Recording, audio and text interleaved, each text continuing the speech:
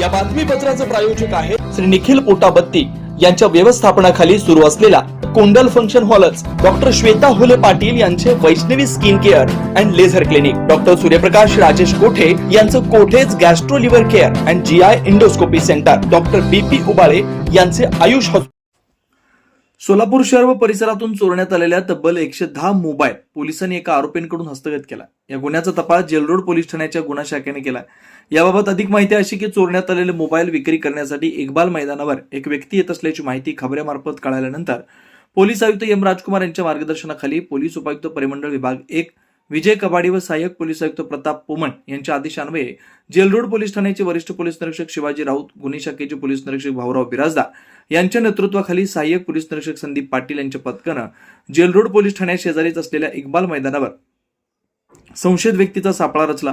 या पथकात police constable Santosh Waydande, Kallappa देकाने, सहाय्यक फौजदार एमडी नदाब यांना मिळालेल्या माहितीनुसार त्यांनी त्या संशयित आरोपी फारुख मोहम्मद हनी पठाण वय 42 राहणार सिद्धेश्वर पेठ शहापूर चाळ्याला ताब्यात घेतलं. अधिक चौकशी केली असता त्यांनी तडीपार आरोपी गणेश उर्फ आप्पा तुकाराम बैरुंगे, लखन तुकाराम बैरुंगी राहणार राहुल गांधी झोपडपट्टी हा चोरलेले मोबाईल विक्रीसाठी आणून दिल्याची माहिती दिली. आरोपी फारुख मोहम्मद हनी पठाण यांच्याकडून 110 विविध कंपन्यांचे मोबाईल जप्त करण्यात आले.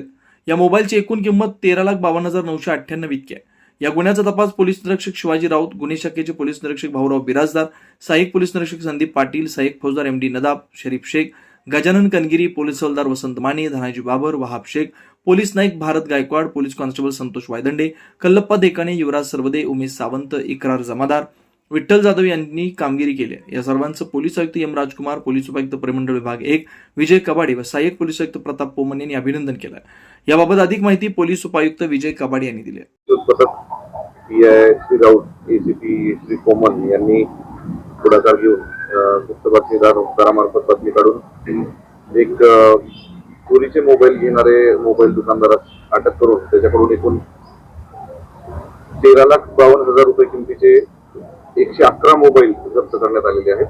यामध्ये पुढील तपास संबंधित दुकानदारास अटक करून याच्यामध्ये त्याच्याकडे चौकशी केली असता सदरचे मोबाईल हे आपल्या सोलापूर शहर आणि पूर्ण जिल्हा हद्दीतून तडीपार आरोपी गणेश उर्फ आप्पा तुकाराम बैरुंगी आणि लखन तुकाराम बैरुंगी या दोघांकडून घेतली असल्याची माहिती आहे. या दोघांनाही साधारण डिसेंबर 2025 मध्ये तडीपार करण्यात आलं होतं आणि या गुन्ह्यामध्ये त्या दोघांचा सुद्धा शोध घेण्यात येत आहे आणि त्या दोघांनाही अरेस्ट करण्यात येत. फारुख मोहम्मद अली पठाण जो आहे काय काम करतो म्हणजे आरोपी आहे का? नाही, फारुख मोहम्मद अली पठाण हा जो प्रमुख आरोपी आपण आज अटक केलेला आहे हा एक मोबाईल शॉपी चालवतो आणि हे चोरलेले मोबाईल हा संबंधित चोरांकडून विकत घ्यायचा आणि तो परस्पर विक्री करायचा आणि या सर्व चोरींमध्ये हा सुद्धा तेवढाच सहभागी असल्याचं दिसून आल्यावरून याला अटक करण्यात आली आहे. पूर्वीचा काय रेकॉर्ड? याचा पूर्वीच्या रेकॉर्डची माहिती आपण घेत आहोत. बाकी 2 आरोपींचा बऱ्यापैकी पूर्वीचा रेकॉर्ड आहे आणि सध्या ते तडीपार पण आहे. हा आता इनिशियली आपल्याला आता हा पहिलाच क्लू मिळालेला आहे. याच्या तपासातून अजून तसं काही निष्पन्न झालं तर त्या पुढील कारवाई निश्चित होईल. तर फक्त हद्दीतल्या मोबाईल का इतर ठिकाणचे मोबाईल आपण नाही, इतर ठिकाणचे सुद्धा याच्यामध्ये काही आहेत. सोलापूर शहरातलेच आहेत असं नाही, ग्रामीण भागातले सुद्धा काही 1-2 विजापूरचे सुद्धा मोबाईल निघालेले. बऱ्यापैकी सोलापूर जिल्ह्यातले बऱ्यापैकी जास्तीत जास्त मोबाईल्स आहेत. ते गर्दीच्या ठिकाणी, यात्रेच्या ठिकाणी, गर्दीच्या ठिकाणी, बाजाराच्या ठिकाणी जाऊन परस्पर नकळत हे मोबाईल काढून घेणे आणि मग तिथून निघून जाणे अशा स्वरूपाच्या चोऱ्या करतात असं प्राथमिकदृष्ट्या दिसून येतं. ट्रेस कसा झाला म्हणजे गुप्त बातमीदारामार्फत याची माहिती मिळाल्यावरून आपण त्यात तर मोबाईलला फ्लॅश वगैरे काय मारलेले आहेत का? काही मोबाईलच्या म्हणजे चौकशी आमची असं कळते की काही मोबाईलच्या सॉफ्टवेअरचा फ्लॅश त्यांनी केलेला आहे. आता अजून त्याचा टेक्निकल तपास होणं बाकी आहे. त्याच्यानंतरच आपल्याला एक्झॅक्ट सांगता येईल किती मोबाईलचा सॉफ्टवेअर त्यांनी बदलला आणि किती मोबाईलचा अजून नाही बदलला. या प्रकरणात आता आरोपी किती आहेत? सध्या आरोपी 1 अटक आहे, अजून 2 फरार आहेत. जे तडीपारचे आरोपी आहेत ते चोरून त्याच्याकडे द्यायचे का विक्रीसाठी? हा, तडीपारचे आरोपी हे चोरून त्याच्याकडे विक्रीसाठी द्यायचे आणि हा विक्री करायचा. तर ज्यांचे मोबाईल आहेत त्यांना प्रक्रिया कशी असणार म्हणजे कसं हँडओव्हर करतात? आता त्याच्या IMEI वरून आपण काही मोबाईलच्या बाबतीत आपल्याकडे गुन्हे दाखल आहेत. काही मोबाईलच्या बाबतीत आपण आता आज रिसेंटली गुन्हे दाखल केलेले आहेत. त्याच्या IMEIच्या आधारे आपण त्याचे मालकांचा शोध घेऊन त्यांच्यापर्यंत पोहोचून मग त्यांना ते हँडओव्हर करण्यात येईल. तर जे तडीपार करण्यात आलेले आरोपी आहेत ते तडीपार आहेत, मग यांनी जे तडीपार व्यक्ती आहेत दोघं त्यांनी फारुखकडे कधी दिले ते मोबाईल? हे फारुखकडे त्यांनी मोबाईल सप्टेंबर ते नोव्हेंबर या कालावधीत दिलेले आहेत आणि यांना तडीपार करण्यात आलेले डिसेंबर महिन्यात. 111 मोबाईल तब्बल आपल्या पथकाला अटक केलेले आहेत. पथकाला काय रिवॉर्ड वगैरे आहे? निश्चित या पथकाला रिवॉर्ड देण्यासंदर्भात मी माननीय पोलीस आयुक्त सोलापूर शहर यांना आजच तसा अहवाल त्यांच्याकडे सादर करू. नाही, हे मोबाईल हे जे विकत घेतलेले आहेत हे साधारण सप्टेंबर, ऑक्टोबर आणि नोव्हेंबर या 3 महिन्यात विकत घेतलेले आहेत आणि हे तडीपार आरोपी तडीपार डिसेंबर मध्ये झालेले आहेत. त्याच्यामुळे तसं तर काही अजून निदर्शनास आलेलं नाही. जर तसं निदर्शनास आलं की ह्याच्यामधला कुठला मोबाईल नंतर या लोकांनी यांच्याकडे दिलेला आहे आणि इथं त्यांचं लोकेशन असेल तर निश्चित त्याच्यामध्ये मुंबई पोलीस कायदा कलम 142 नुसार वेगळा गुन्हा आपण दाखल करण्यात.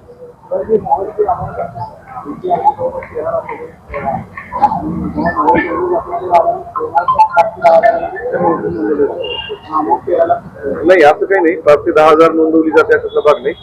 मोबाईल धारक जी रक्कम सांगेल त्यानुसार आपण गुन्हा दाखल करतो आणि अदरवाईज आपण ऍव्हरेज 10,000 रुपये म्हणजे ज्याच्यामध्ये अजून गुन्हा पण दाखल नाही किंवा ज्याच्या मालकाचा आपण अजून ऍड्रेस कन्फर्म नाही किंवा मालक अजून निष्पन्न केलेले नाहीत अशा गुन्ह्यात आपण ऍव्हरेज 10,000 रुपयाचे पकडतो. तर बऱ्याच ठिकाणी जुने जे मोबाईल ते मोठ्या प्रमाणात खरेदी विक्री केले जातात. पोलिसांच्या दृष्टीनं हे किती घातक आहे, काय आवाहन करणार? नाही, जुने मोबाईल खरेदी विक्री करणं हे काही चूक नाही. जुने मोबाईल विक्री करत असणाऱ्या व्यक्तीकडे त्याची पावती आहे किंवा नाही याची खबरदारी त्या संबंधित दुकानदारांनी घेणं आणि तो मोबाईल चोरीचा नाही याची खात्री त्यांनी करणं आवश्यक आहे. अदरवाईज हा जुना मोबाईल तो घेऊ शकतो आणि परस्पर विकू पण शकतो, तर त्यात काही लिमिटेशन नाहीये.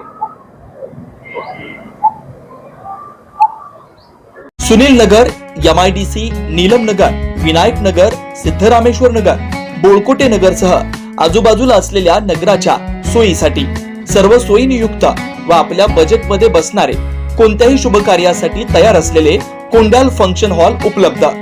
श्री निखिल पोटाबत्ती यांच्या व्यवस्थापनाखाली सुरू असलेला आपल्या स्वप्नातील सोहळ्यांना साज चढवण्यासाठी परंपरेला अभिमान आणि सर्व सुखसोयी नियुक्त आधुनिक रूप फक्त कोंडाल फंक्शन हॉल मध्येच.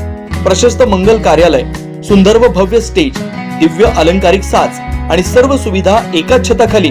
लग्न असो वा साखरपुडा, वाढदिवस, गेट टुगेदर, निरोप समारंभ असो वा स्नेहसंमेलन, सर्व शुभ क्षणांसाठी फक्त कोंडाल फंक्शन हॉलच.